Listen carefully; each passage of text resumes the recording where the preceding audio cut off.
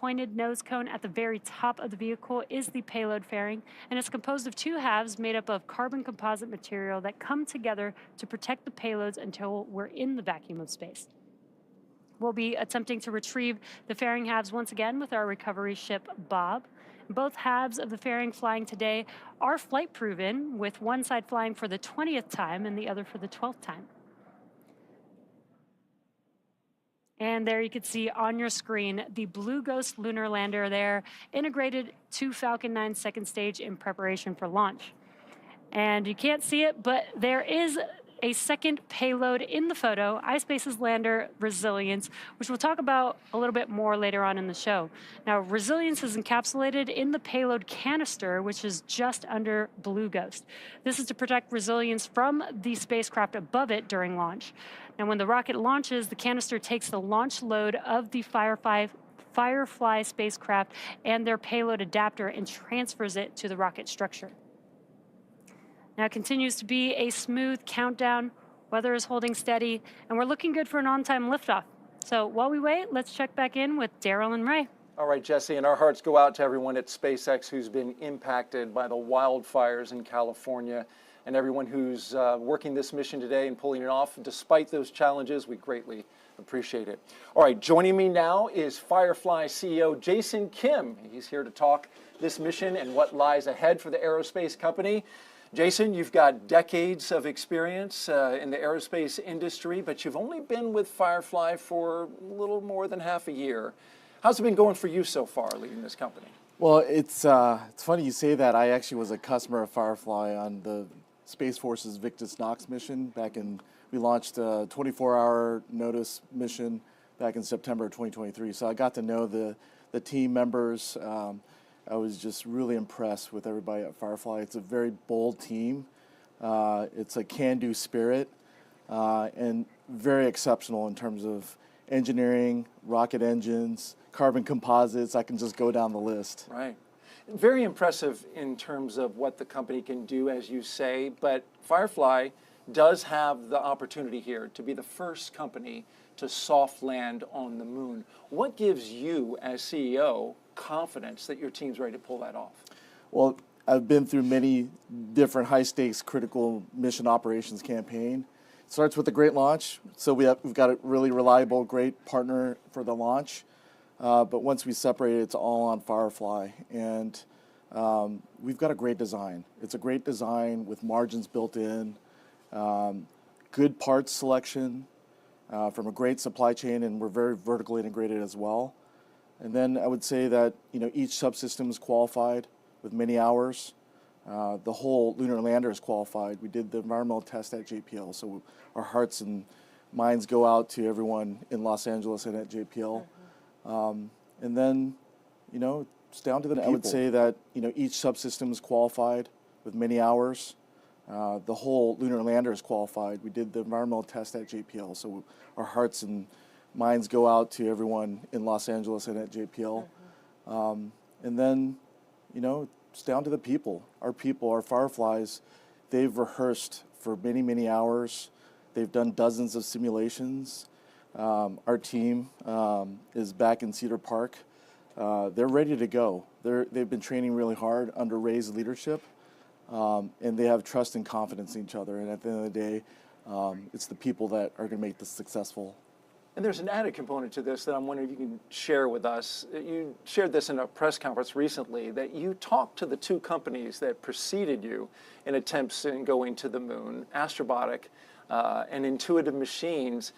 You were encouraged to call those CEOs and find out what lessons they had to share. Can you share what they said? Well, first of all, it's something that I wanted to do. That's just my style. I love competition, but in the big scheme of things, we want the CLIPS program to be as successful as it can be. I talked to Pam Melroy, who I respect and I've known for many years, and she gave me that advice. You ought to talk to each of the CEOs and find out more. And so that's what I did, and they were very cordial. They took my call. We had great conversations. The number one thing that they would both recommend and advise me on is for our team to be transparent. Open and transparency is really key to get all the support that you can get from the whole world, the nation, NASA, everybody. Secondly, We've looked at all the missions that came before us. It's really hard to do space missions. Going to the moon is even harder. It is. And so it's challenging to do that soft landing, as you know. But our team has looked at systematic things that have happened in the past, looked at, the hardware and software. Our design it goes back to the design is a great design with margins. Did tons of testing, both in environmental testing as well as air testing, and the actual crumple zones that we have with our pads. That's gone through different angles of testing, geometries. A thorough testing campaign. Very thorough. And probably don't need that shamrock on your lapel after all, because the team's been doing so well. Hey, Jason Kim, appreciate you being here. Thanks for coming on. Thank you. Good luck to you today. Yeah, go Blue Ghost. All right. Firefly started with about half a dozen employees. Now the company has over 700. Ray has been there since day one, and she's going to show us how the Firefly team got through the last leg of Blue Ghost's journey, the rigorous testing campaign. Let's take a look. Over the past 3 years, our ghostwriters have navigated through major key milestones. The initial phase centered on design qualification. Our engineering team conducted comprehensive analysis of the lander's structural and functional requirements. We then shifted to subsystem testing. We validated carbon composite structures on the test stands, verified the landing navigation system on a simulated lunar surface at our rocket ranch, and evaluated landing performance through nearly 100 drop tests. For our NASA payloads, we performed detailed fit checks to confirm compatibility with the lander's design specifications. We began lander assembly process by integrating our fluid lines, COPV tanks, and avionics with our structural assembly. The NASA payload teams then traveled to Texas to integrate their components onto the lander. Following this, propulsion system integration involved mounting the main engine and 8 Spectre thrusters to the lander. Next, we wrapped the lander with MLI, or multi-layer insulation, to protect its systems from extreme space temperatures. The fully integrated lander was transported to NASA's Jet Propulsion Laboratory for comprehensive environmental testing, subjecting the spacecraft to simulated space and lunar surface conditions.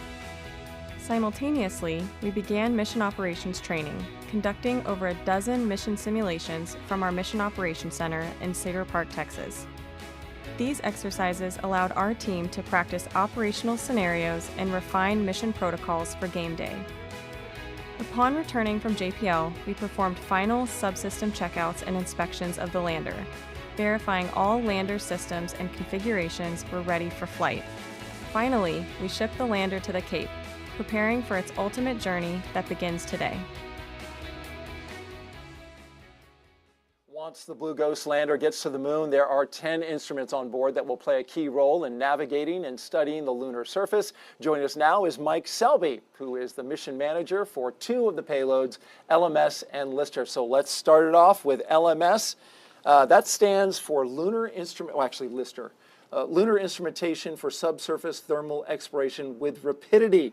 That's a doozy. It is. It measures the flow of heat originating from the interior of the moon. So, Mike, why is that important? So it's important to learn about how the moon has evolved over time. So Lister is a pneumatic drill that is going to use compressed air to drill down in half-meter increments, hopefully to a depth of 3 meters in total. But in those half-meter increments, it's going to deploy a probe that will make thermal conductivity measurements to help determine how the moon was formed. And it's going to drill just like we see in this video right here. Absolutely, it's yes. Kick up a lot of regolith. Kick up a lot of regolith, absolutely. All right, and as it goes down and drills in, it's going to get those temperatures. Let me ask Ray, how do you integrate a drill underneath your lander? Yeah, so the drill was really fun. Definitely a team favorite. It's one of the payload it's mounted on the bottom deck of our lander, and it's facing the lunar surface. So some of the other payloads are looking up, out. Lister is looking down, so that it can do exactly what Mike just said, drill into the lunar surface. All right, let's go to LMS now. That is the Lunar Magnetotelluric Sounder, or LMS. It measures the natural variations in the electric and magnetic fields from the solar wind and Earth's magnetosphere to determine the electrical conductivity of the moon's interior.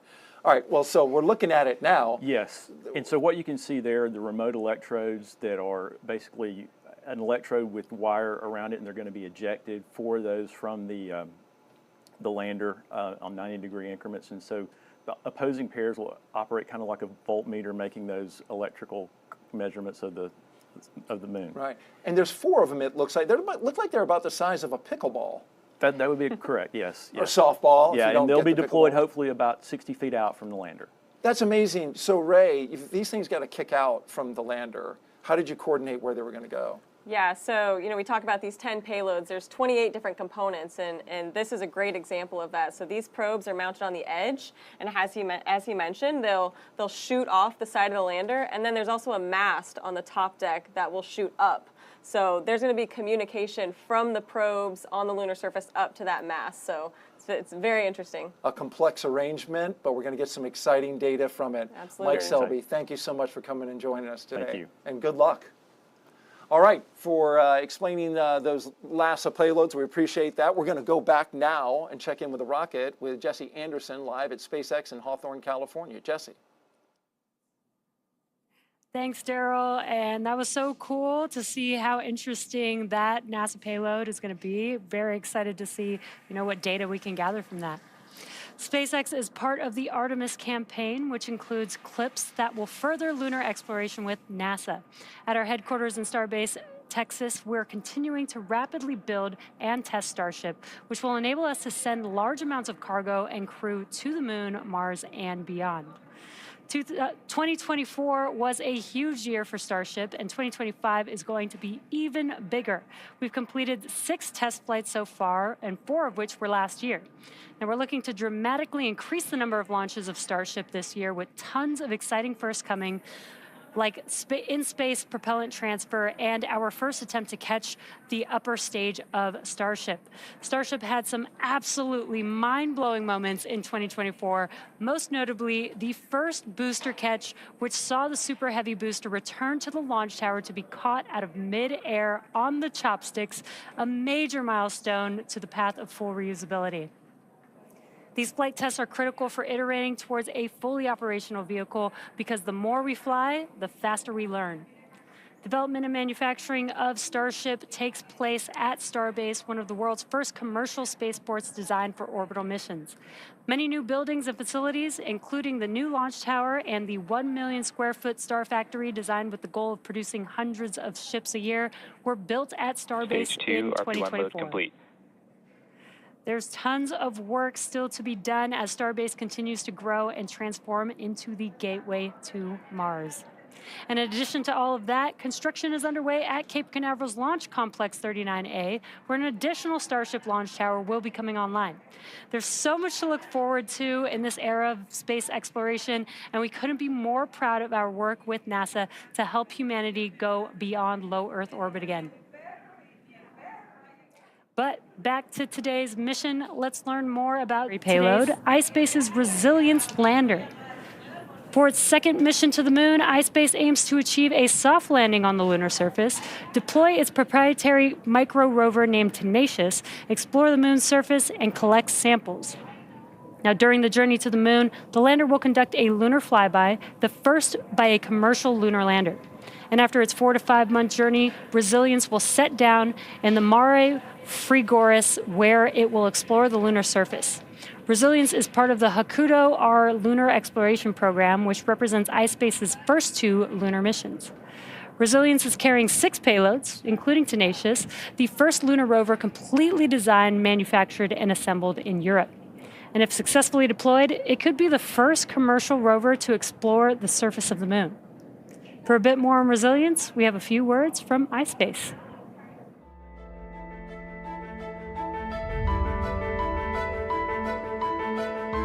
After more than 100 days in space, Hakuto Mission 1 had ended. The voices of support that we received from all over the world gave us the confidence to not quit the lunar quest. And what we learned throughout our first mission was invaluable. Every technical issue solved, every struggle overcome, every bit of information analyzed, all preparing us for our next move. Today, we're going back to the moon, improving and optimizing our processes, we have confidence in our ability to carry out this second mission successfully. We work with governments, agencies, and numerous commercial customers, both with and without experience in space, to bring new technologies, businesses, and perspectives to the moon by providing transportation and data services. iSpace is different because it's our vision to expand human activity beyond Earth and to create the future cislunar economy. Today, we prove our resilience as we launch Haktawar Mission 2, Venture Moon. On this mission, we go beyond lunar landing and aim to explore the moon's surface with our tenacious rover. We are iSpace, and with a global team, we're building the cislunar economy. On today's mission, we carry 6 payloads ready to bring technology, science, art, and culture to the moon. We are committed to secure humanity's future, Earth and beyond. We offer an entry point into the cislunar market for everyone who is ready to join us on this amazing venture.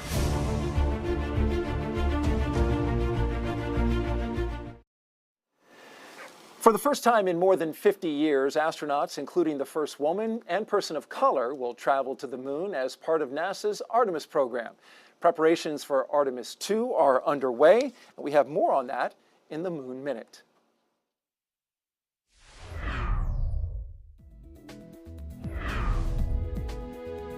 Hi, I'm NASA astronaut Victor Glover, pilot of the Artemis 2 moon mission, and I'm here at the Vehicle Assembly Building at NASA's Kennedy Space Center in Florida, where behind me, booster stacking is beginning for the Artemis 2 rocket. Mission progress got a big boost recently when technicians with the Spaceport's Exploration Ground Systems team inside the VAB began stacking the first components of the Space Launch System rocket, the solid rocket boosters. 10 segments arrived by train to Kennedy in September of 2023, followed by extensive testing and inspections to prepare for stacking. Technicians inside the VAB are using the massive overhead cranes to stack the segments one by one onto the mobile launcher, which will be used to process, assemble, and launch the SLS rocket. Once all 10 segments are stacked on the mobile launcher, 5 on each side, the boosters will then help support the remaining rocket segments during final assembly, including the core stage and the Orion spacecraft that will take Reed, Christina, Jeremy, and me around the moon and back. The 177-foot-tall twin solid rocket boosters will provide 7 million pounds of thrust during liftoff of Artemis 2. That's a look at your Artemis Moon Minute. Time now to tell you about another one of NASA's 10 lunar payloads on this mission. Next up is the the EDS, Electrodynamic Dust Shield, which uses an electric field to move harmful lunar dust off the surfaces in need of protection. And here to show us how this payload works is the principal investigator, Dr. Charles Bueller. Are you ready for some show and tell, folks? This one's going to be fun. That's right, I got some props here to share. All right, first of all, talk about EDS. What is it and why do we need it? The EDS is a system developed here at KSC for the last 25 years or so. Wow. To lift and remove dust from surfaces without any moving parts, gases, or fluids. And we incorporated our EDS technology into various substrates to do just that. And that's important because this regolith on the moon, it's abrasive, right? It's very abrasive and it is potentially toxic, yes. So we don't want that on our equipment or spacesuits or anything that's moving. Okay, so how does, you've got this setup here. Sure. And to your left, the thing that you're holding there, that's kind of what is encasing your payload, right? This is actually the spare parts of our payload. Okay, all right. So explain how that works when it gets on the moon. So when we land on the moon, a few hours after landing, we deploy a fifth leg, or an SAA, Surface Access Arm, which will deploy 2 instruments, us and PlanetVac, and it will jettison us separately after that, a few hours later, and we will softly land on the moon like this. And how are you going to make sure that you get regolith inside there? Because you need that dirt in there. You need it to get dirty. We absolutely do. So we're trying to focus on 2 EDSs, self-cleaning surface, a glass and a thermal radiator. And what's going to happen is when we land, we have 6 other EDSs that their whole job is to lift dust from the surface and direct it and deflect it onto our EDSs. Hold that up for a second, Dr. Bueller, because you can see through those little bands, right? What are those? It looks like that the dirt can pass Those through are them. just electrodes. The Yeah. same thing in our transparent EDSs. They can kick up the They sure regolith can. onto it. It's Okay. exciting, so. Okay, and so now let's show us how this technology works. Once you get it dirty, Once then you get what? it dirty with the reduster, you can show here. So if you have a glass system, a camera lens, or something, we got a camera you can get overhead. it really dirty on the moon. Oh yeah, okay. And that's bad news. Yeah. So you don't want that. So you want to turn on your EDS, and then voila, dust will come Look off. at that, just All right off clean. the surface. Yeah. And that is electrical current that's creating this? That is an AC square wave signal. Okay. Low current. Now, can we give it a tougher test? Can you really get this? Oh, I mean, we can get my 1.5-year-old to come in here and throw dirt. He's very good at throwing dirt if you need help. Well, we'll keep adding dust. Why not? Yeah. You know, Hey, it's live TV. What could go wrong? Yeah. cover the whole thing. How about Oh, that? now you're talking. And what I can also do, once we de-energize that, that might take a few more minutes.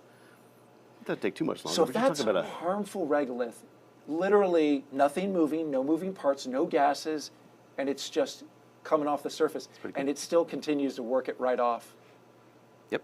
That's fantastic. And what's nice is if it's on, we can't get dust to stay on it. Come on. Ah, That's also very useful. that's fantastic because these little dust particles, as I understand on the moon, as you were just talking, are like little shards of glass. So you don't want that stuff to stick. What do you expect to happen on the moon when you do this? Now on the moon, we have to polarize the dust, so that takes a little bit longer. So we apply a DC field for a few seconds, a few minutes. And that's based on the resistivity of the dust. Okay, and Ray, it's been pretty fun to watch that happen, and you had to make sure that this had good access to the regolith. How'd you do that? Yeah, so as he mentioned, we designed this surface access arm, and so when we land on the lunar surface, that arm will deploy down, and then there's a hinge that we very specifically designed to get EDS to flatly land on the surface and get that dust up in it the way it needs to perform its science objectives. So. And you can kick up a little more regolith if he needs it? Yeah, well, there's other activities going on the lander that I think will really help get dust on there. You know, the Lister drill will be running. You know, there might even be some dust from landing, that impact kick up a little. So we'll try to get a lot of dust on your payload to help you out. I appreciate that. All right, very We good. wanna be dirty. I want one of these for my entire house. And just punch it and all the dust goes away. Then you really have something. We are looking forward to this experiment. Thank you, Dr. Charles Buehler, for being here. Thank you for the demonstration. And Ray, appreciate your insight on how you integrated into the payload. That's great. All right, well, thank you very much. All right, time now to tell you about another one of NASA's 10 lunar payloads. We're going to have so much more of these lunar payloads coming up in the show. We're going to get to that in just a little bit. You may have heard us mention CLPS, which is the Commercial Lunar Payload Services Program at the beginning of the show. Let's dive a little deeper now into this relatively new NASA initiative. Our moon. It seems so close in the night sky, but getting there is really hard. But what if there was a way to change that? Only a few nations have successfully landed on the moon.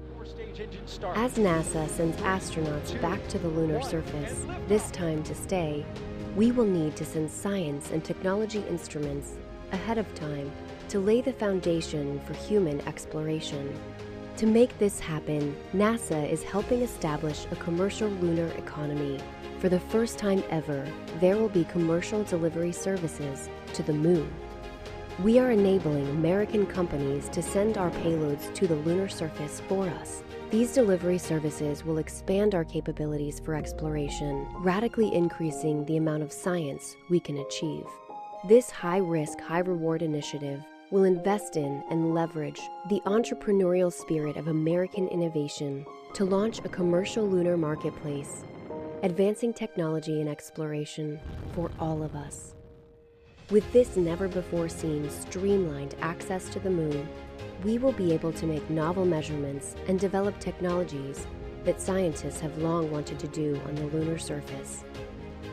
And as this new industry matures, this commercial delivery service for NASA and other customers could expand beyond the moon to other destinations. Firefly's Blue Ghost lander on a SpaceX rocket. Ray, the journey to this moment began for you and your team more than 3 years ago. Yeah, it's been quite a journey getting here. This contract was awarded in early 2021, and so all this work over the last few years is leading to this moment. And you've got a pretty big team. Talk a little bit about that. Absolutely. We have a team of dedicated engineers, operators, technicians, and support staff that have been working tirelessly to make this mission a success. I'm incredibly proud of what our team has accomplished and what we'll continue to accomplish once Blue Ghost begins its road trip to the moon. And what's your sense of how the team is feeling right now? You've done a ton of preparation. You've been there from the start with these folks getting ready to do this mission. Yeah, the team right now, I think, is just filled with anticipation, excitement. I was messaging some of them earlier, and I think today it really started to set in, you know, when you see that Falcon 9 go vertical on the pad. So just excited to finally start our journey. And we're looking live at the Mission Operations Center in Austin, Texas, Firefly Aerospace. You can see the folks sitting there. This is the mission team. This is the team that's going to be there all the way to landing and beyond. Engine chill has started.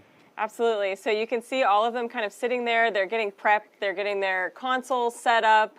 They'll probably start getting some initial data from that first ground station, but otherwise, with the lander powered off, they're really just waiting for deployment and power on. Ray, I'm wondering, Firefly, as a company, you've launched before, but this is the first time that you're launching to the moon. Is it different? I think it's a little bit different. You know, I'm sure the Alpha team, the first time they launch, they feel very similar to how I feel right now. But really, for launch, it's a few hours, and then your mission's over. For us, this is really just when our mission Stage begins, 1, fuel and it load leads complete. into these 60 days of operations in orbit and on the surface. So it's kind of a surreal feeling. It's hard to explain. And you get to look up at the moon at night and say, we're going there. Yep. So I think all of us kind of started looking at the moon a little differently. You know, leading up, the engineers would text us, you know, 3 full moons till we launch, 2 full moons till we launch. And so you look up at night and you get filled with excitement. Well, we are excited as well. We're going to go out and watch that launch. In the meantime, there's the moon. There's where you're headed. Let's send it back to SpaceX in California as they walk us through the final moments of the countdown. Thanks, Daryl. At T-minus 5 minutes and 40 seconds to liftoff, all systems are currently go for an on-time liftoff at Launch Complex 39A at Kennedy Space Center. And the moon was looking great, but we were waiting for a call out for the strong back retraction coming up here shortly. What's going to happen is the clamp arms around the top of the second stage, which is just below the fairing, will begin to open up. Once those clamp arms open up, then we'll begin to move the strong back away, slightly away from the vehicle. And that process will take about 20 seconds. Vehicle, the TE or transporter erector will be just about a couple degrees away from the vehicle. And then at T0, we'll move it about 45 degrees above the pad deck. Pressing for strong back retract. And that will make the way for liftoff for Falcon 9. And we did hear that call out that we are preparing for strong back retraction.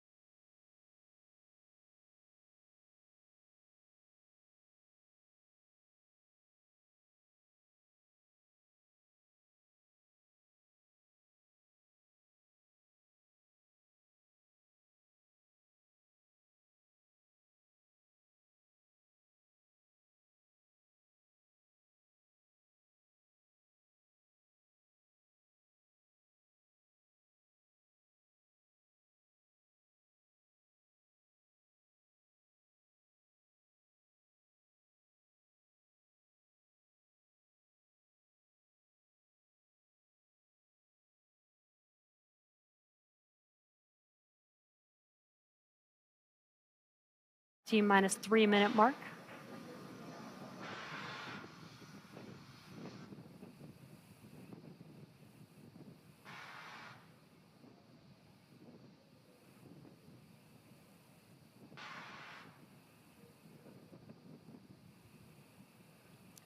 Now, for some reason, Stage 1 LOX load complete. there's that call out we were waiting for. Stage one liquid oxygen loading is now complete. If for some reason we do not launch today, we do have a backup opportunity tomorrow, January 15th at 10:09 p.m. Eastern Time.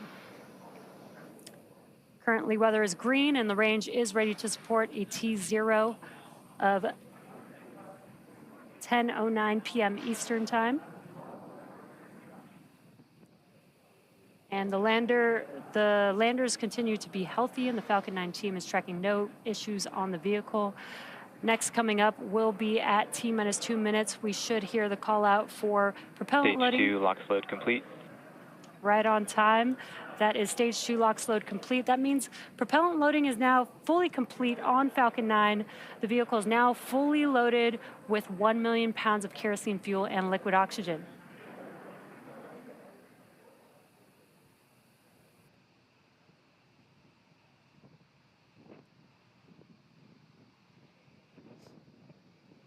And just a correction, it is 1:11 a.m. Eastern Time for liftoff tonight. Gas launch closeouts has started.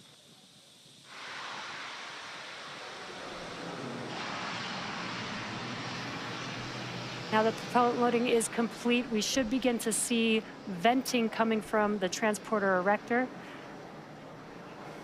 That is just clearing out those propellant lines from the TE in preparation for liftoff.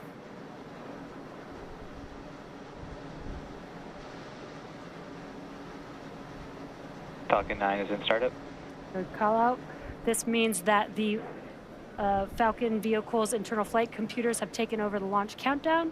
We're now just waiting for the final go from the launch director. LD, go for launch. And great news, we are go for launch, so let's watch as Falcon 9 takes our 2 lunar payloads out to space. T-minus 30 seconds.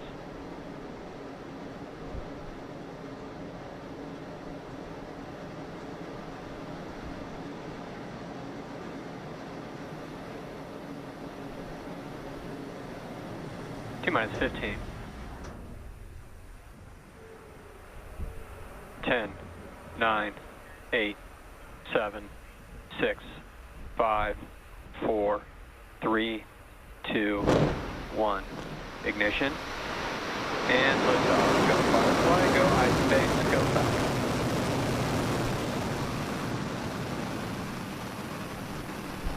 Vehicles pitching downrange.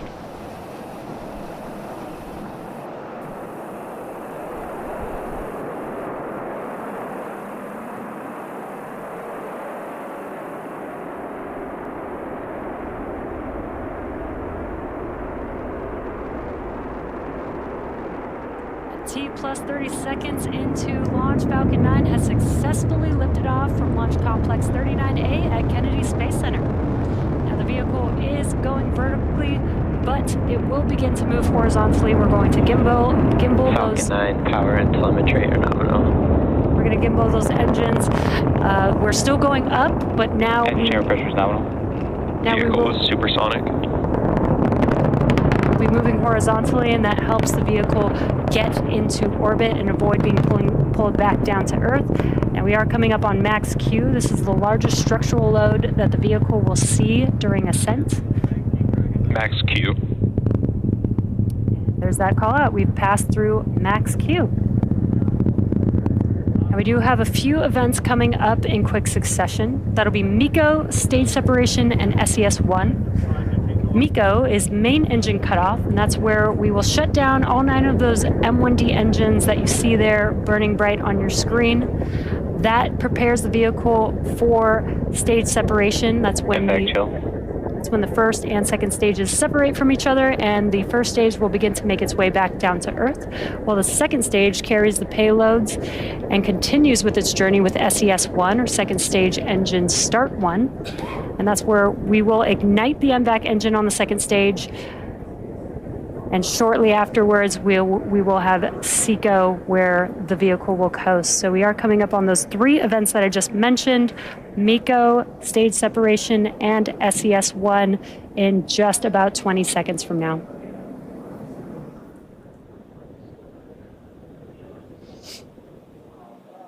Some really cool tracking views here of Falcon 9 and those 9 Merlin M1D engines burning bright there.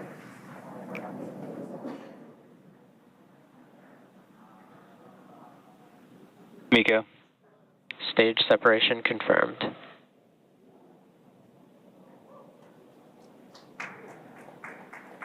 MVAC ignition.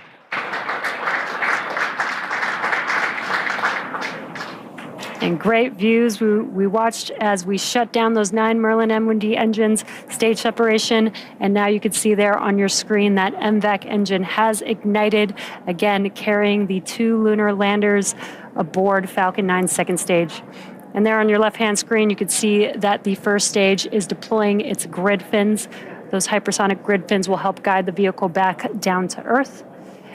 And in about 15 seconds or so, we will also have fairing deploy. We have the fairing protecting the payloads through ascent.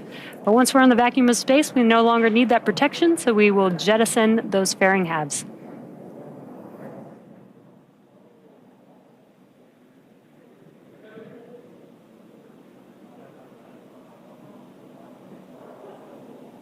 Fairing separation confirmed.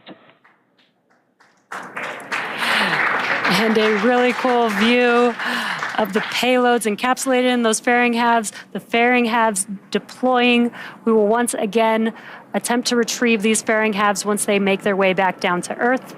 And in a few minutes, we will also have a couple more burns for our first stage to prepare it for landing on our drone ship. Just read the instructions. Now we are T plus 4 minutes and 10 seconds into today's mission. We're currently in the first of 3 planned MVAC burns. Around T plus 6 minutes, you should see on your screen the first stage's entry burn. Now that entry burn is where we ignite 3 of the Merlin M1D engines, and that's going to be the E9 engine plus the E1 and E5 engines. Now that helps slow the vehicle down as it's re-entering back into the Earth's atmosphere. Now, the reason why we slow down the vehicle is to reduce the re-entry forces, which helps us recover and reuse the first stage booster.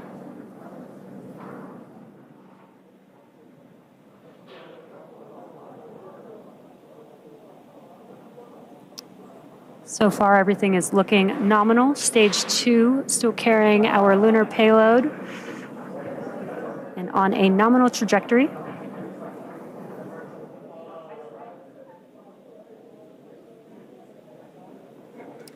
Now again, the first stage vehicle is making its way back down to Earth. We're about 45 seconds away from the entry burn beginning. And just as a reminder, the first stage booster that is supporting today's mission will perform this entry burn for the 5th time. Falcon 9 is the world's first orbital class rocket, reusable rocket, and this is important because reusability allows SpaceX to refly the most expensive parts of the rocket, which in turn drives down the cost of space access. So we do have that entry burn coming up just about 10 seconds. Again, that will be 3 engines reigniting for just about 20 seconds or so.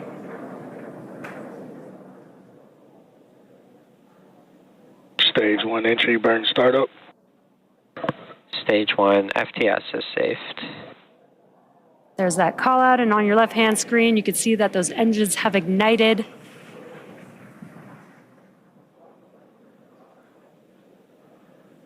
Again, helping to slow down the Falcon 9 booster as it's making its way back down to Earth. Stage 1 entry burn shutdown.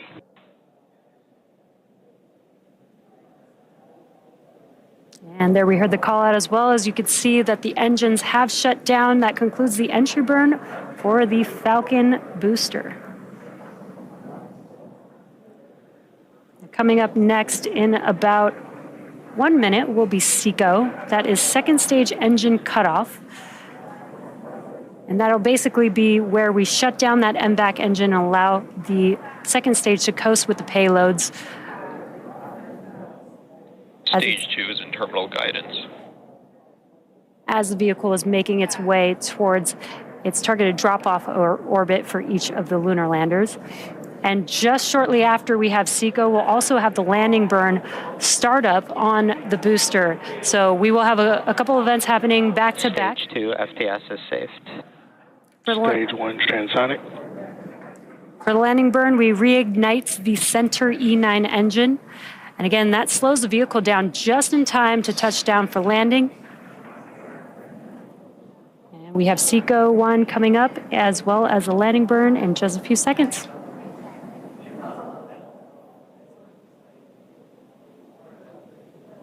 SECO. Stage 1 landing burn.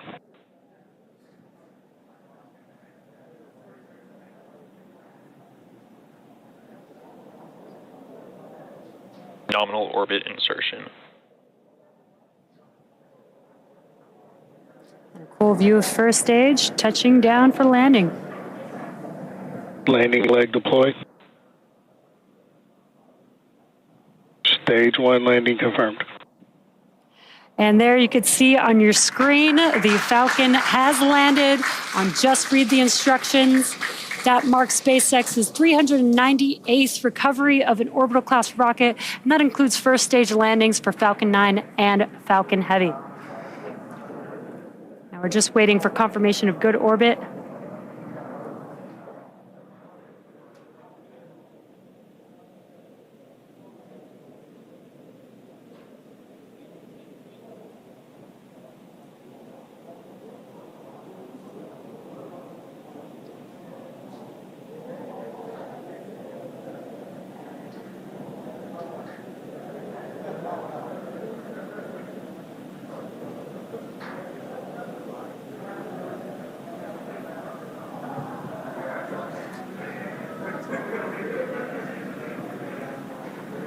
Again, we have had SECO, that is second engine cutoff 1 for that MVAC engine.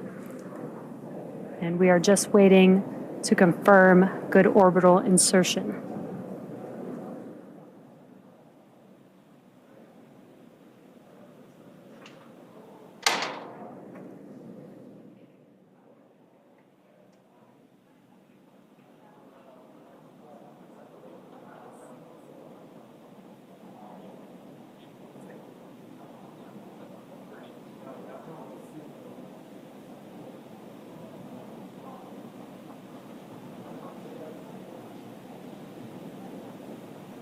And we have confirmed good orbital insertion.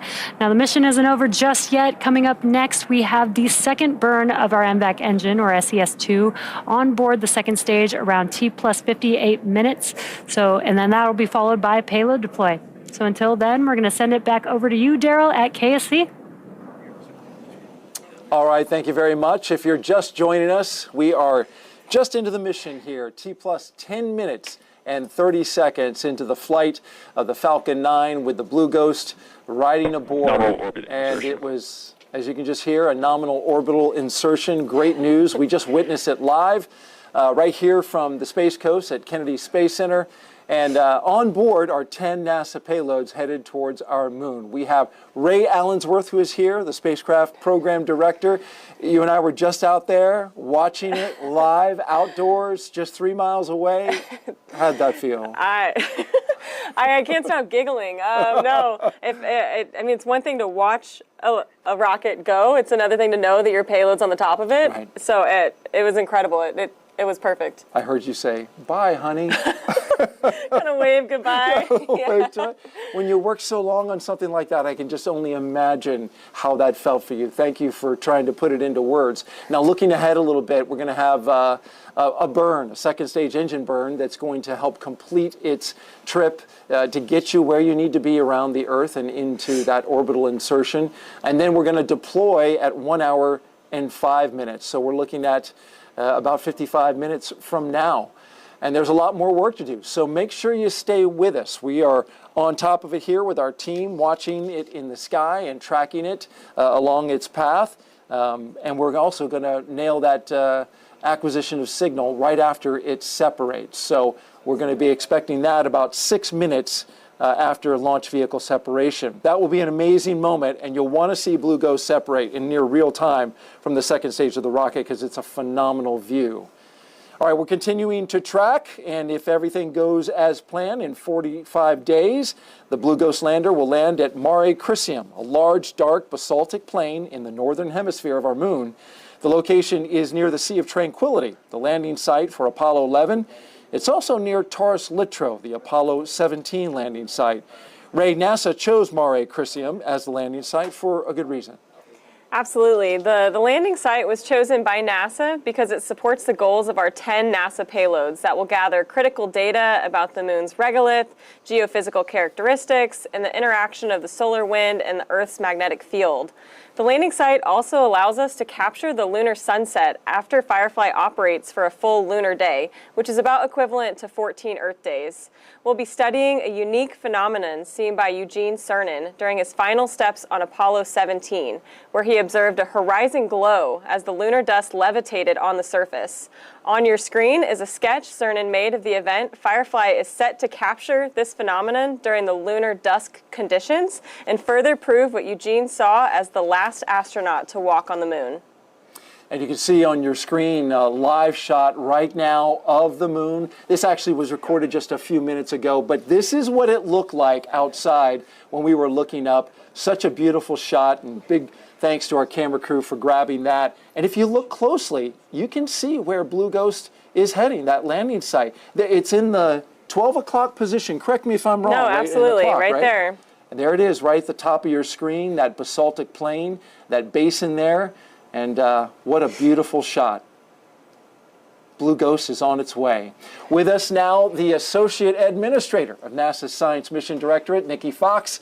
Well, you saw it live in person as well, Nikki. And I did. Beautiful shot of the moon there. It's all coming together. I know. I had as it was going up, I had the urge to say, that way, there's the moon, that way. It was a fantastic launch.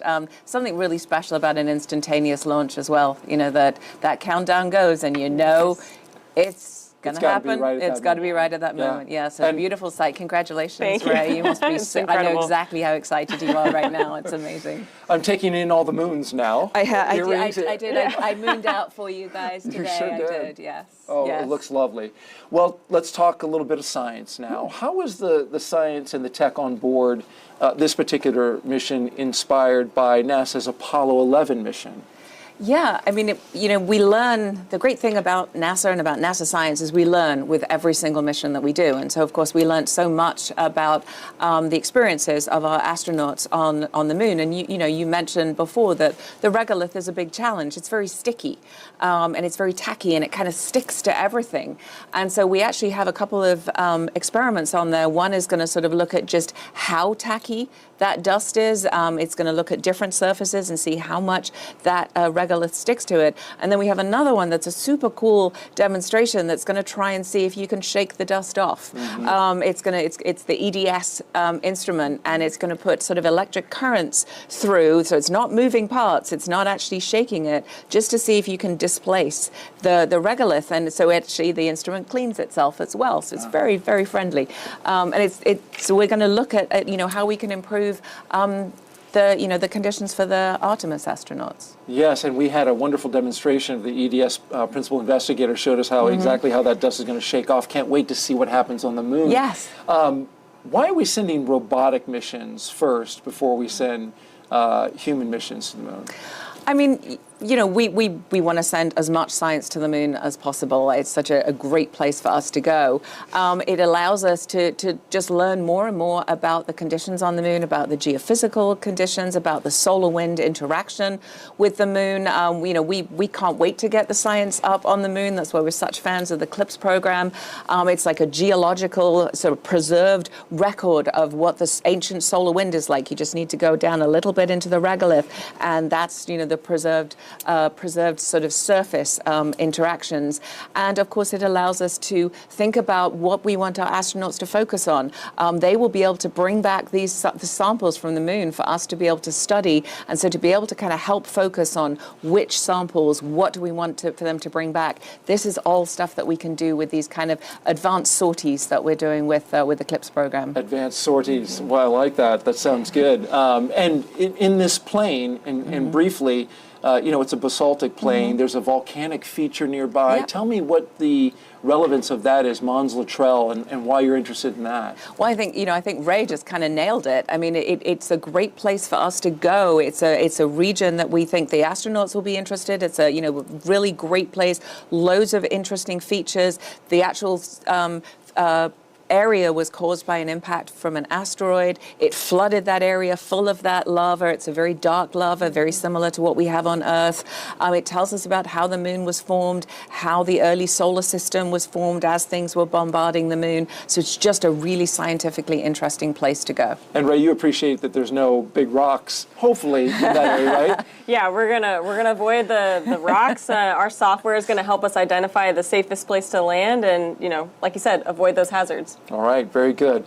Well, Nikki Fox, thank you for joining us today. We appreciate your moons. We appreciate the insight, and we appreciate your levity as always. NASA tends to be a serious place, but you bring the right mix of levity and seriousness. Thank you very much. Thank you so much. Appreciate it. Congratulations again. Thank you. All right.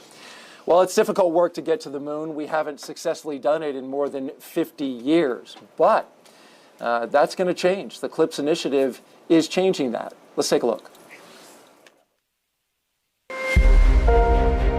Landing on the moon is hard. We're going back. Under this Artemis program, we're going to be sending humans to the moon for the first time since Apollo. So ahead of humans, we want to get up as much science exploration and technology experiments as possible. So CLIPS starts facilitating a lot of the early science, the things we want to learn before we even send humans. CLIPS stands for Commercial Lunar Payload Services, CLPS. The services part is the key element. Ordinarily, when NASA delivers a payload to the surface of the moon, they do it with a commercial partner, but NASA controls the building of the vehicle. Now, we're buying the service of delivery of our lunar payloads to the surface of the moon. It is a delivery service, akin to a delivery service that you'd have here on Earth. NASA will provide payloads to a commercial company. They decide how to get it to the moon. They have to develop their own lander, but they also have to manage the entire end-to-end mission. It's meant to provide affordable, rapid, frequent access to the lunar surface through American companies. We're funding different companies. We have commercial companies that are competing to win task orders to deliver our payloads to the surface of the moon. One of the goals when we started CLIPS was to help establish a lunar economy. Somebody has to do it first, and then it becomes commercially available. Then they're able to crank them up. Then they're able to make it more affordable. And so the lunar surface is just the next frontier for a commercial environment. But we had to acknowledge up front, all the way through the highest levels of the agency leadership, that some of them will fail. These missions may not be as successful as a traditional NASA mission. We have accepted the risk that going through this innovative approach with these commercial companies, that there could be some failures. Some of them are new companies. None of them have ever successfully landed on the surface of the moon.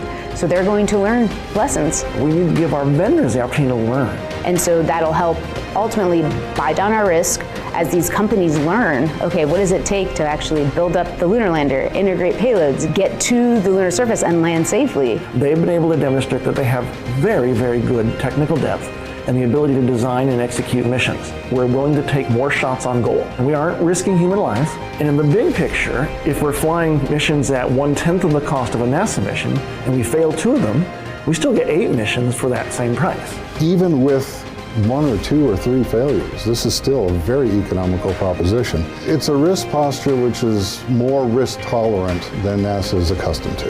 There's not a single one of these companies that's willing to bet their mission on a coin toss. Every one of them is doing what they can in order to have the most successful mission possible. But the important thing to realize is that risk tolerant does not mean risky. And the rewards are a long-term ability to get payloads to the moon inexpensively, frequently, and rapidly. We want science, so we can then put more of our resources on even more science, exploration, and technology payloads and get more of a return on investment when we get to the moon. CLIPS provides tremendous benefit across the scientific and economic communities. So there's a lot we'd like to learn about the moon to help human habitation and prepare us for missions to Mars and beyond. So the moon is the first step.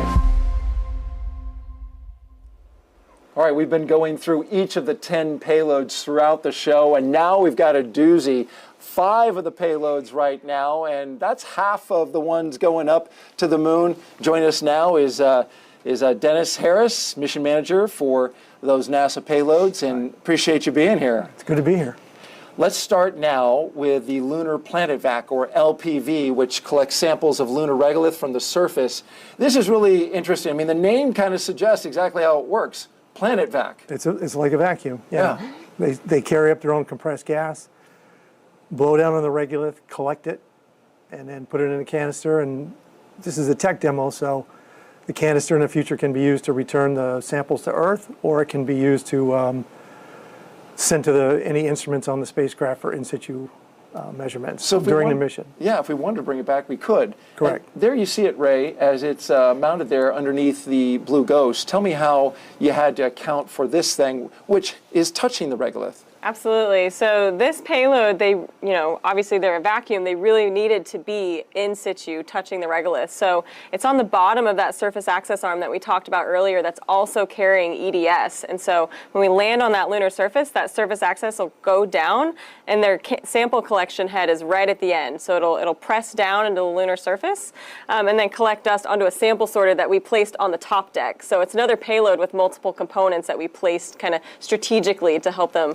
accomplish what they need to. Maximizing that lever arm that you're putting down on the surface of the moon. Pack them all in. Right. Okay. Well, next up is LEXI, the Lunar Environment Heliospheric X-ray Imager. LEXI is a wide field of view, soft X-ray imager that will image Earth's magnetosheath and magnetopause to study how energy from solar wind generates geomagnetic storms and space weather. This one's interesting to me because this is looking back at Earth rather than looking at the moon. Correct. And as Brian Walsh, the PI, said yesterday, this is going to be the first global measurement of the Earth magnetic field and the interaction with the solar wind. And we can see in this graphic where they interact. Explain that to us. Well, this is where the solar wind meets the magnetosphere. And what happens is you see the bright yellow and red spots, they're giving off energy. And so we're going to look at the photons, which happen to be in the frequency of soft X-rays, to see what's going on. What a unique area to look at that. And I take it, Ray, that it had to go on top, right, in order to look up. Yeah, this payload, very top deck. It's also mounted on a 2-axis gimbal. So this is a gimbal that we really specifically designed. Yeah, you can see it there. So that LEXI can look back specifically where it needs to collect that data. So a pretty intricate gimbal, but I think it was a lot of fun for the engineers to kind of solve that problem to get LEXI pointing where it needs to. That's cool, that 2-axis gimbal, a solution coming from Firefly. You got to appreciate that. We do. All right, well, this instrument that's next is, we have a demo right in front of you. A RAD PC. This is a radiation-tolerant computer system. Dennis, why do we need radiation-tolerant computers? Well, radiation is a killer for computers. Ionizing radiation could cause a bit flip, could crash the whole system. This particular system is going to use a set of 4 CPUs to kind of count each other and make sure each other's, there has been no single events. And so if it senses one, it puts one of the pads offline, uses the other 3, rewrites this one, puts it back on. And so radiation-hardened hardware is very expensive. And right, so to build a shell around it, that's expensive and it's heavy, right? It's heavy, and this is 95% commercial off the shelf. How about that? And so it's order of magnitude cheaper, and I believe it could be the future of space computing. Really jump the computing power on the moon in an area that's really tough for computers without adding weight. I like that. That's good stuff. All right, 3 down, 2 to go. Next up is NGLR. This is the next generation lunar retroreflector, right? And it's a target for lasers on Earth to precisely measure the distance between the Earth and the moon. Explain that, how that works right there. Well, range finding observatory on Earth is going to shoot out a laser pulse. It's going to hit this, and it's going to return it. And the nice thing about the next generation is it's built so it's going to return the ray to where the observatory is going to be. Not where it was, but where it's going to be on the Earth. So this is going to allow us to make precise measurements and watch the surface of the moon as it moves around. And actually, this is a follow-on to Apollo retroreflectors. Some of the same team that put the Apollo retroreflectors on the surface are working this program as well. That is a fun fact and worth mentioning. In 1969, University of Maryland physicist Doug Curry helped design 3 still-in-use lunar instruments placed on the moon by Apollo 11, 14, and 15. And he worked on this one. He is the principal investigator, yes, Dr. Curry. How about that? Well, it's a lifelong passion for him, and I really appreciate his knowledge. And you got to work with him on it. Yes. Pretty basic in terms of installing this, I would take it? Yeah, this is our only payload that doesn't have an electrical interface. So this is purely a mechanical interface that is also on the top deck on one of those 2-axis gimbals. So we loved NGLR. Right, very good. All right, and last but not least, we have the regolith adherence characterization, or RAC. Now, I kind of like this one because of all the different samples that are on board. Yes. It's going to determine how lunar regolith sticks to a range of materials exposed to the moon's environment. So there it is. What are all those little, circles on the wheel? So those are all different material samples. So some are spacesuit materials, some are optical materials, some are Teflon, some are aluminum. As Nikki was talking about, lunar regolith is really not good to work with. And so what we want to help determine here with this experiment is what kind of materials can we use in the future? What kind of changes can we make to, say, spacesuits or the equipment we put on there to help them, live longer and survive the regolith. And you want to get it dirty, I take it. This one is the one, much like Rad PC, who wants all the radiation can get, we want all the dirt we can get, so to speak. So how did you accommodate that, Ray? So this payload it's not on the bottom deck, facing the moon. It is kind of facing outward, though. So that wheel is exposed outward. It's not covered by any of that gold MLI you see on the rest of the lander, so that when we land, anything that kind of puffs up will go and hit those materials, and you'll be able to study how they affect all those. And if you don't get enough regolith on it, is there anything you can do to help it out? I think a lot of the other payload ops will help it as well. Maybe we'll toss a cold gas thruster their way if they need a little more. We'll play with that. But they should be able to get covered pretty well. There's literally a negotiation going on right here. It's like, okay, we'll take that, right? That's a good idea. Wow. Ideas coming out on a live broadcast. I love that. Okay. All the work that's been done, you had 5 of these. Yes. You must have been pretty busy.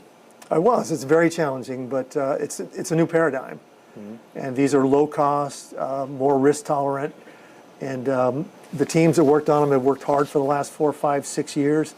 I really appreciate their effort. And NASA's job is to help them get to the moon and help us all get science. Absolutely. And Dennis, before we let you go, a human interest note.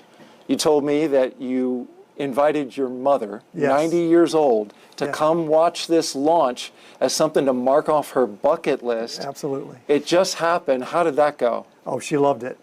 Right up front, loved it, especially the sound. She took the video, and she was all smiles. And she has an engineering curiosity, right? Right. She was, back in the early 50s, she had a scholarship to Montana State for an engineering scholarship, which unfortunately she couldn't go, but she then jumped into the Navy, came out as an electronics tech. So maybe that's where my interest in engineering comes from. She must have been proud watching that rocket fly with your 5 missions aboard. She was. All right, Dennis Harris, thank you very much for joining us. Appreciate you taking the time, and good luck with all of the payloads. And good luck to you guys. Thank you. Really looking forward to it. All right. Well, now we are going to step aside while we await our next big milestones, the second burn of the second stage of the Falcon 9 rocket, and then the separation of Firefly's lunar lander from the SpaceX second stage. Now, we're going to return for that and more in about 20 minutes. We'll have more payloads. There's 2 more left if you've been counting. We're going to talk about those. We'll also see that tremendous video as we watch Firefly hopefully release from the second stage and drift off into space. That's all coming up in a bit. Again, 20 minutes from now. Hope that you'll come back and join us. Take a little cat nap. We'll be right here, and we'll see you then.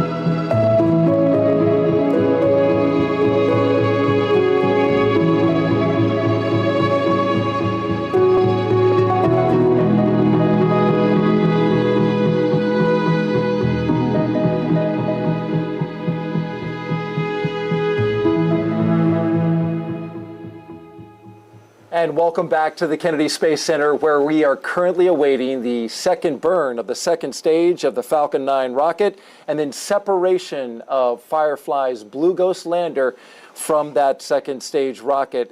It lifted off at 1:11 and 39 seconds a.m. Eastern Time. I am joined by Ray Allensworth. She is the Spacecraft Program Director at Firefly. Been doing a fantastic job. We watched the launch live. It took off. You said, bye, honey. This is a spacecraft you've been working on for so long, and then you saw it take off, and now we've been flying for about 47 minutes. What's your sense of how the team is doing, and how are you doing at this point?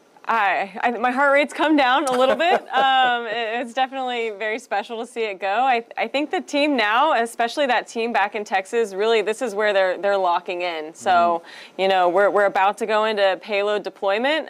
The lander's powered off right now, but it will soon start that automated sequence to power on. So this is really where we start.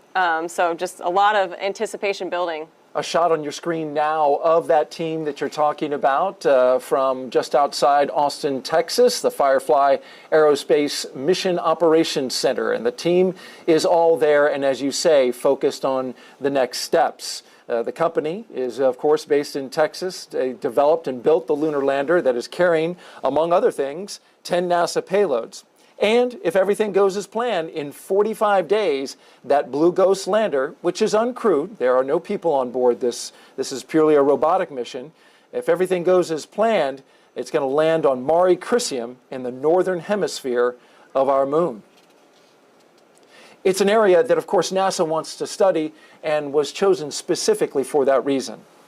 Yeah, absolutely. That place, you know, Apollo has visited there. We also believe future missions will want to go back there. So it's a really important place to go, gather data, and just prepare for what's next. We still have a few more NASA payloads to cover throughout the show. We've talked about 8 of them. And now, finally, the last 2. Last 2. You ready? All right. Let's talk about it. And it starts with LUGRA, an acronym for Lunar GNSS Receiver Experiment, which was developed at Goddard Space Flight Center. LUGRA is one of the very first demonstrations to test GNSS signal reception and navigation on the lunar surface, right? These are satellites going around the Earth, but we're using them to develop location on the moon. GNSS is the Global Navigation Satellite System, which is commonly thought of as GPS. Of course, that's the American Satellite System nomenclature for it. If successful, this would pave the way for operational use by future lunar missions, such as the Orion spacecraft, the planned lunar orbiting station called Gateway, and robotic and human landers. Ray, of course, Blue Ghost is using different navigation to get there, but imagine if you could use GNSS. Yeah, that'd be really amazing in the future. You know, quite like use your phone, pull up Apple Maps, Google Maps. You want to put in a place, you go exactly there. That's the future of what could happen on the moon. And that's pretty cool. That would be an advantageous thing for anything going to the moon, right? How did you get this mounted on the spacecraft? Yeah, so LUGRA is mounted on our top deck. It's on one of those two-axis gimbals. So LUGRA shares a panel with NGLR. And this is a really special payload. This was in partnership with the Italian Space Agency. And so, yeah, we're excited to have that and get it operating. First equipment for the Italian Space Agency to have on the surface of the moon. We know they are very excited about this. Let's talk about our last payload now, the final one. This one really kicks in right about the end of, right when they were landing, right? As it kicks up a plume. It's SCALPS, and it stands for Stereo Cameras for Lunar Plume Surface Studies. It was developed at NASA's Langley Research Center in Hampton, Virginia. SCALPS is an array of cameras placed around the base of the lunar lander to collect imagery during and after descent. Those images will then be compiled to produce a 3D view of the surface, and not just for the novelty of it. As trips to the moon increase, the number of payloads touching down in proximity to one another will also increase. And you see it there as it's mounted on the Blue Ghost lander, and now you're seeing an animation of it landing. Scientists and engineers, they need to be able to accurately predict the effects of landings and how much of that regolith, which we know is harmful, gets kicked up on instruments and equipment. Yeah, absolutely. SCALPS is really going to be gathering so much data. It's the only payload that's powered on during descent. And just like you said, is exactly right. It's gathering data, it's seeing the lunar surface, what happens right before, at, and after landing. So SCALPS has flown before on a previous mission. This is their second time. We're excited to fly them. It's our first time with them, but it'll really inform all those future missions when they go to land on the moon. All right, very good. Thank you, Ray, for the breakdown. Blue Ghost will deploy in about 15 minutes from now. And Ray, what can you tell us about the journey it's going to take to the moon? So the journey to the moon is going to be elongated. It'll be 45 days in orbit. And we really want to keep everybody updated with us as we go along this journey.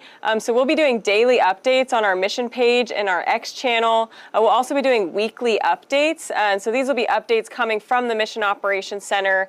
And we'll release them on Thursday afternoon on our social channels. So we'll really want everybody to kind of go with us on this road trip to the moon. Video updates from the team, not video of the moon. Correct. That will come later, but this will be a really great way for you guys to engage with the audience and show them the progress that you're making. Absolutely. You know, there are going to be times during orbit and the surface where we'll share photos and videos, but these weekly video updates will really be coming from our Mission Operations Center, from those engineers that are operating the spacecraft. All right, looking forward to that.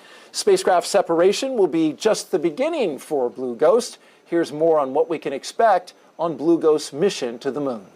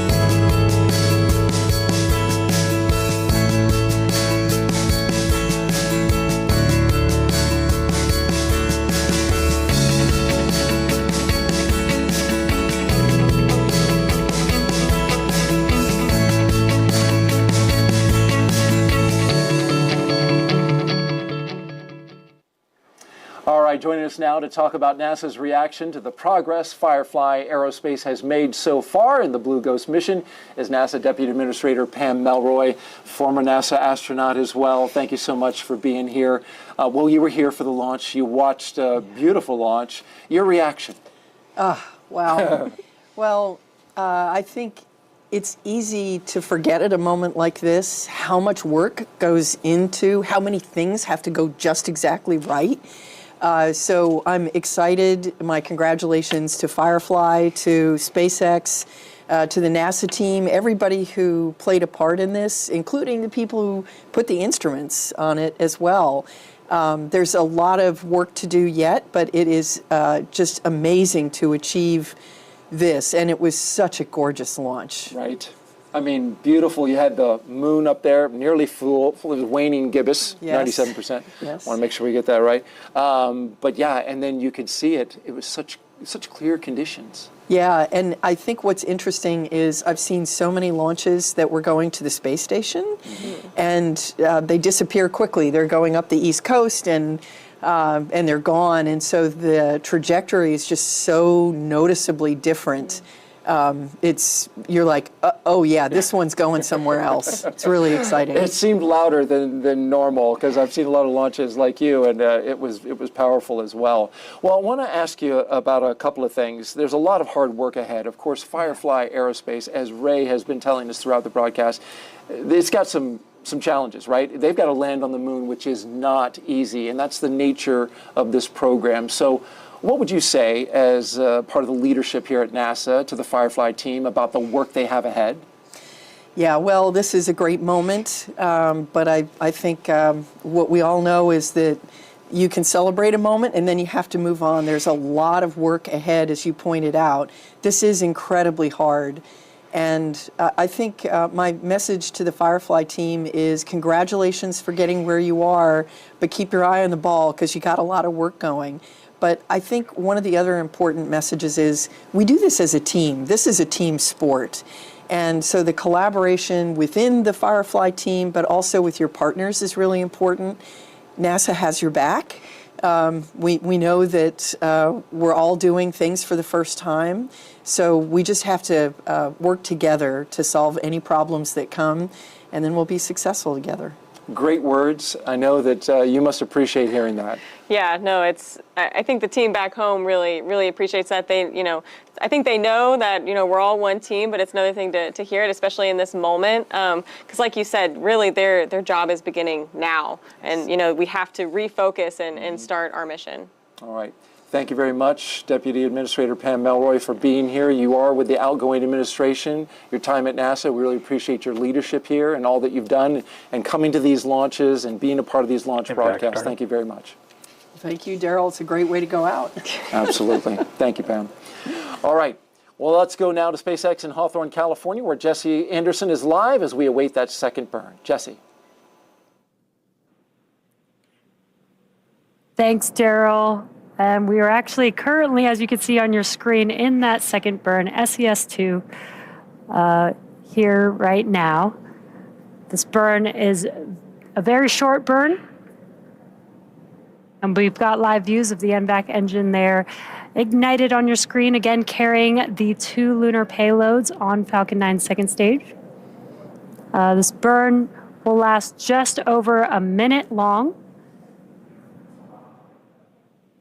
And this MVAC engine, the thrust on the MVAC engine is about 220,000 pounds of thrust.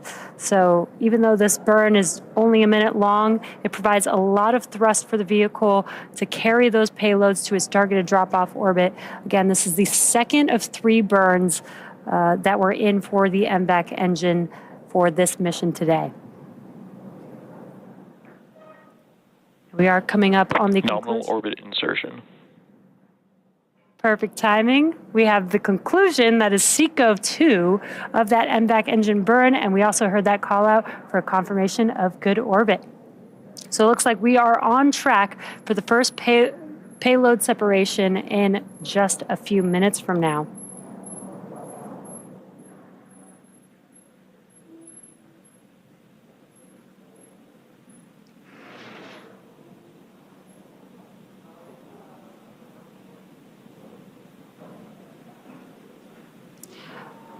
Now, if you're just now joining us, we have just had SES-2 and SECO-2. That's the second of 2 of 3 burns for the MVAC engine. And it's been a great launch so far. Next, we have the deployment of Blue Ghost coming up here in just about 4 minutes from now.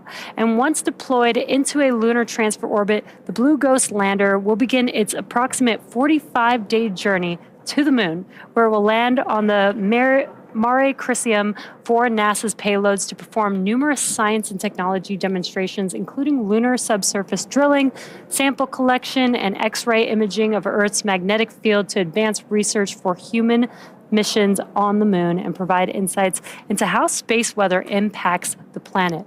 So very exciting coming up here. Again, Blue Ghost deployment is coming up in just under 4 minutes from now. And just to recap the mission so far, we had an on-time liftoff at 1:11 a.m. Eastern Time. And everything has been proceeding nominally. We had a good stage separation, which occurred about 2.5 minutes into flight. That was followed by a successful landing of Falcon 9's first stage on our drone ship. Just read the instructions. And that was also the 5th flight and landing for the specific booster that supported tonight's mission. And for those of you following along, that booster also supported NASA's Crew 9 mission, RRT-1, as well as 2 other Starlink missions. Now, just before the T+8 minute mark, we had a successful second engine cutoff for SECO 1, and that was also followed by a confirmation of a good orbital insertion. And that was the first burn of the second stage engine. The second one, again, just completed just a few moments ago. Now, the vehicle is currently coasting with the payloads attached. And we are a couple minutes away from the first deployment of our first spacecraft. Again, that will be Blue Ghost. And there you can see an awesome live view of the Blue Ghost spacecraft on board Falcon 9's second stage.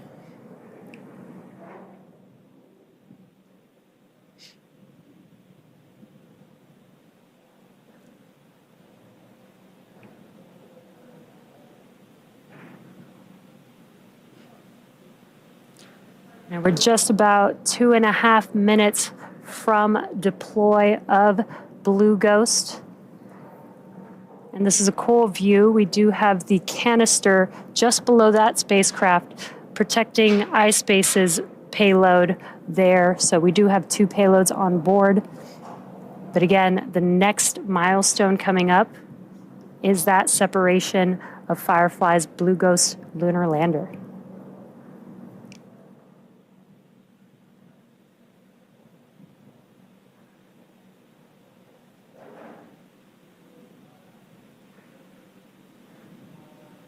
Just as a reminder, once Blue Ghost is deployed from Falcon 9's second stage, it will have about a 45-day journey on its way to the moon, and then it will have about 14 days of lunar surface exploration. So this is a pretty exciting mission. Very excited to see the spacecraft begin its journey here in just about 1.5 minutes. And once again, there you can see a live view of Blue Ghost there on your screen, still attached to Falcon 9's second stage. We're anticipating deployment in just about a minute from now. I'm getting some really awesome, cool views. This is looking aft at the MVAC engine with a beautiful Earth in the background.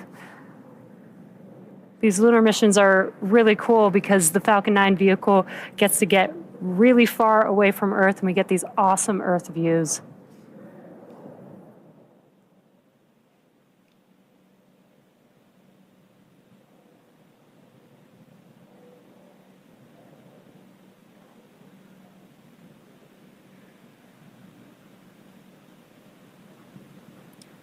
We are approaching deployment of Firefly's Blue Ghost here in just about 30 seconds.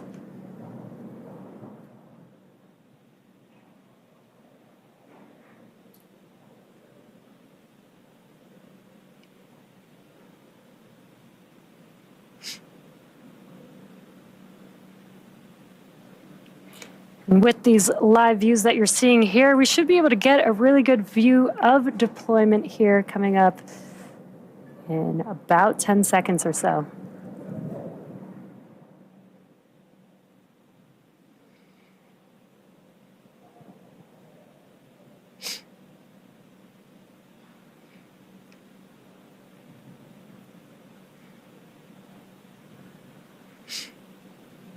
Firefly Blue Ghost, separation confirmed. And there you could see, and you also heard the call out for confirmation that Blue Ghost is drifting away from Falcon 9's second stage. From all of us here at SpaceX, it has been a pleasure having you on board, Blue Ghost. Safe travels. SpaceX is honored to be a part of NASA's Commercial Lunar Payload Services initiative to deliver science and technology to the lunar surface. And we want to thank Firefly for entrusting us with today's historic mission. Operation. All right, thank you very much, Jesse. And So head over to NASA if you're looking, if you'd like to continue the journey to acquisition of signal, which should be coming up here shortly. Stick with us here on X to continue on to the deploy of our secondary payload, the iSpace Resilience Lander. We're going into a short coast phase, and we'll be back here in just a few minutes at T+1 hour and 10 minutes for deploy of the canister, which Resilience is safely nested inside at this moment. Then at about T plus 1 hour and 26 minutes, we'll have the third restart of that MVAC engine, SES-3. And then shortly after that, deployment of the iSpace Resilience lander at T plus 32 minutes. We'll see you back here in a few minutes.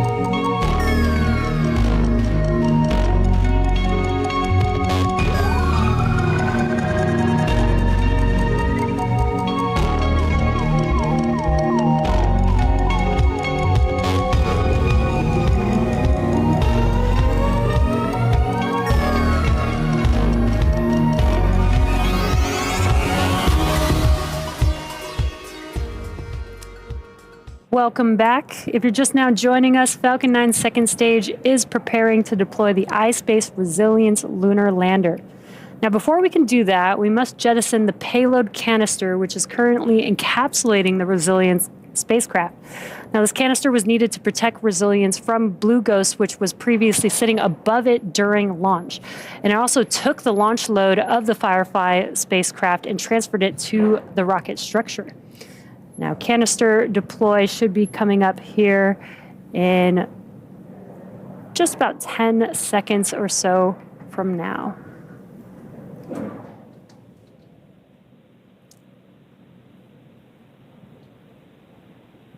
Apologies, we actually have about another minute before we expect to deploy the canister. Once again, this was an important structure that needed to be added to the spacecraft in order to be able to launch both of these lunar landers today.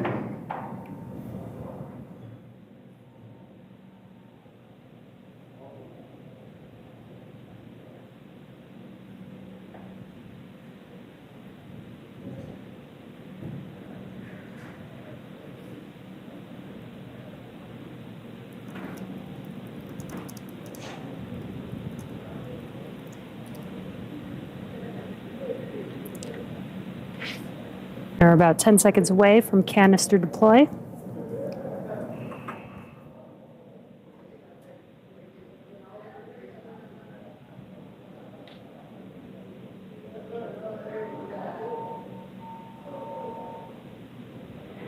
Upper MPC, separation confirmed. And great call out. We have confirmation of canister deploy. Now with that, we're going to take another short break and return here for the third relight of the MVAC engine on the second stage. And then finally, deployment of the Resilience lander. We'll see you back here in about 12 minutes.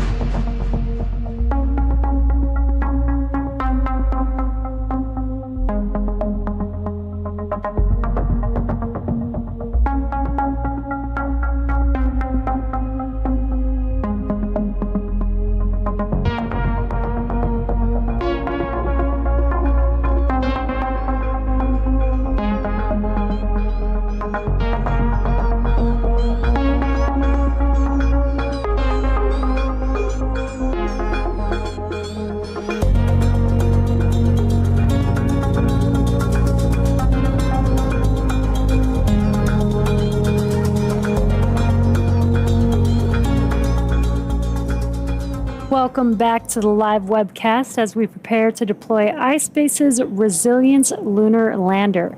Now, we are just moments away from the third relight of our MVAC engine, and that will be followed by another short coast and then deployment of the iSpace Resilience Lunar Lander.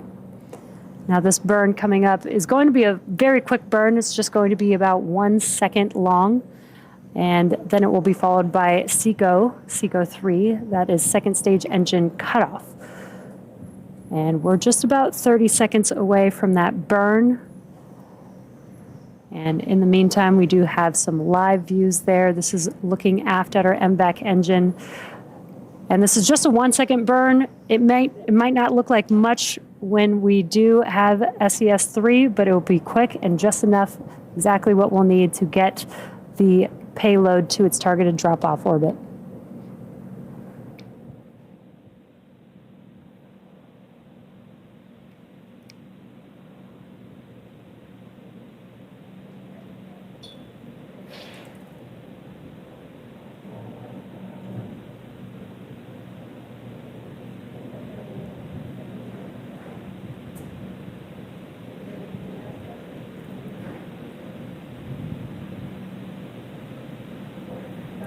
And there you could see we just had SES-3 as well as SECO-3, very quick third and final burn for this MVAC engine.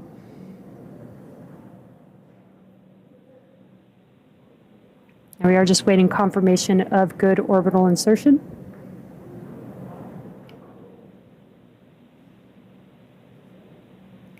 Nominal deorbit burn. We got a good call. Burn 3, not deorbit. We got a good call for a nominal burn of that MVAC engine.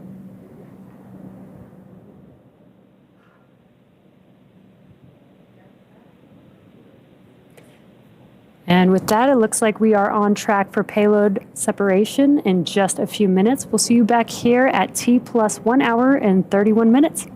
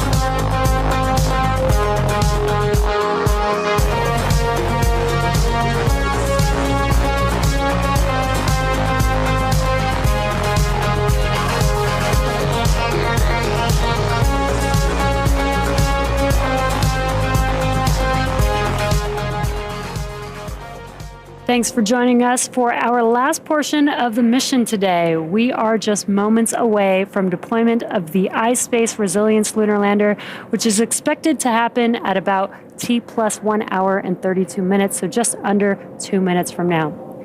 Now, Resilience is carrying 6 payloads. Among those payloads is a micro rover called Tenacious. And during its journey to the moon, the lander will conduct a lunar flyby, and this will be the first by a commercial lunar lander, which is pretty exciting. Resilience's journey is expected to take about 4 to 5 months before it reaches the moon, and after that it will set down in the Mare Frigoris, where it will explore the lunar surface. Now we are just about a minute and 40 seconds away from payload deploy of the Resilience lunar lander. And so far we have had a great mission. We had an on-time liftoff at 1:11 a.m. Eastern Time. We had a good separation of the first stage from the second stage vehicle. First stage landed back on just read the instructions. And now the second stage, carrying the iSpace Resilience lunar lander, has already completed its 3 MVAC burns. And again, we're just a minute away from deployment of this lunar lander.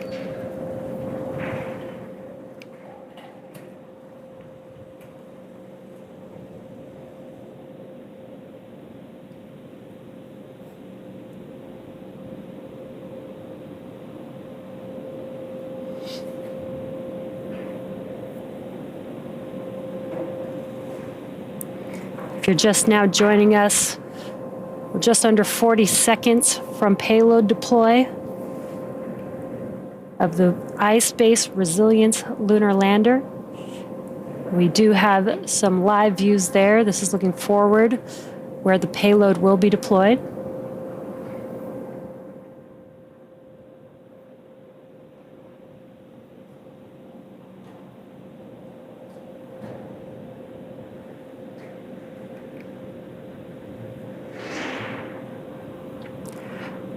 iSpace's Resilience lunar lander should be deployed here in just a few seconds.